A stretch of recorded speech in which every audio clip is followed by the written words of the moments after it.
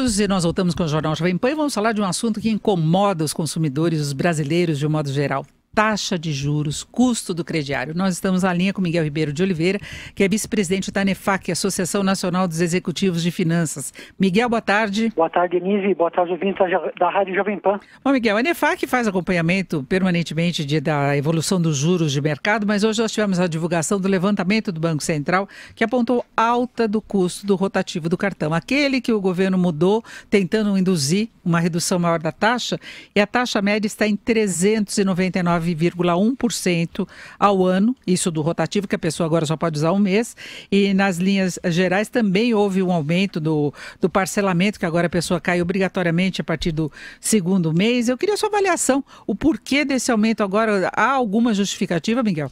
Pois é, Denise. Primeiro não foi surpresa, porque a pesquisa da ANEFAC que a gente soltou no começo do mês também tinha apontado uma elevação dos juros.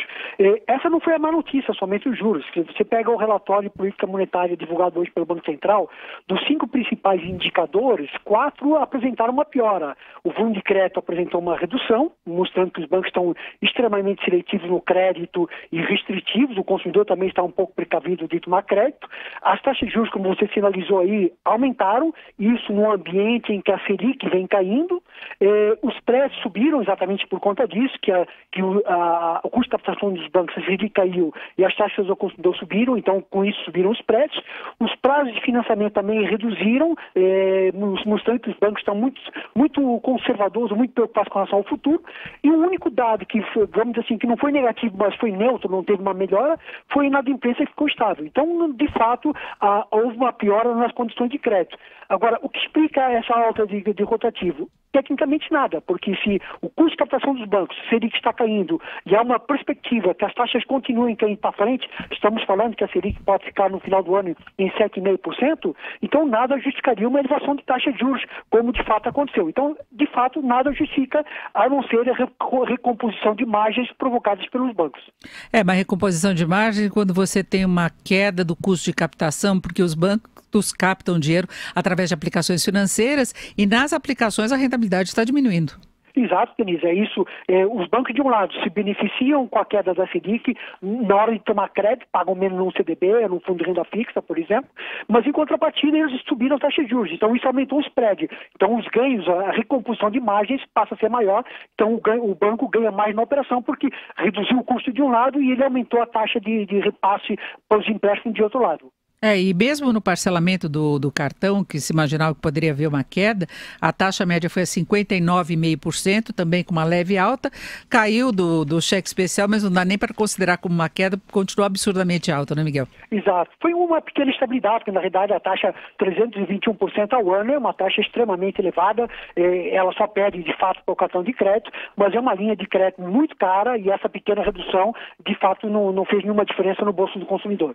E no final das contas, o crédito no Brasil continua proibitivo, com exceção de poucas linhas, e não estimula aquela reação que se imaginava de consumo, de atividade. O consumo até está reagindo, mas muito mais pela compra à vista, né, Miguel? Pois porque de fato a economia cresce ou quando você tem renda suficiente que incentiva as pessoas a gastar e comprar com recursos próprios, ou através do crédito, que é um grande impulso para as compras. E, de fato, nós estamos vendo aí um ambiente retrativo, que seja o PIB, por exemplo, segundo dados do Banco Central, o percentual de crédito sobre o PIB caiu de 48,2% para 47,8%, quer dizer, é um dos menores índices dos últimos anos, então, de fato, mostrando que os bancos estão muito seletivos do crédito, a oferta de crédito está baixa, isso acaba impedindo uma recuperação mais consistente da economia via crédito. Bom, a tendência seria de queda, mas agora com esse comportamento de mercado financeiro não dá nem para contar com isso, né, Miguel? A taxa básica vai caindo e o mercado vai segurando a redução que poderia por precaução ou não se sabe por quê, não é?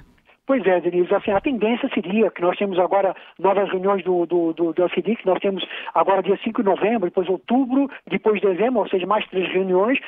Havia uma expectativa de queda de juros da Selic até 7,5% ao final do ano. Com isso, se esperava uma queda de juros ao consumidor, mas nós estamos vendo aí que mesmo com a queda de juros da Selic, isso não significa ou não vai significar queda de juros ao consumidor. De fato, os bancos estão muito preocupados com relação ao futuro, a aprovação de medidas fiscais, toda essa insegurança inadimplência, mas isso não é motivo para justificar a alta de juros num ambiente que a inflação está baixa, que então sinaliza que o Banco Central vai continuar reduzindo os juros, e num ambiente em que as margens dos bancos estão elevadas, ou seja, não podemos esquecer que as taxas de juros estão muito elevadas, que permitiria novas quedas. E como, inclusive, citei agora há pouco, a inadimplência está estável, quer dizer, não tivemos elevações de inadimplência, então não era para nós termos nesse momento elevações de juros. Pelo contrário, éramos para estarmos comemorando quedas consecutivas de juros ao consumidor, até porque eles estão altos. Mas, infelizmente, não é isso que está acontecendo, e agora fica uma incógnita. Mesmo com a queda da Selic, não significa efetivamente que o consumidor vai ter juros mais baixos para frente. Mas nós ouvimos o Miguel Ribeiro de Oliveira, que é vice-presidente da ANEFAC, Associação Nacional dos Executivos de Finanças. Miguel, muito obrigado, uma boa tarde. Boa tarde, Denise. Boa tarde, ouvinte também da Rádio Jovem Pan.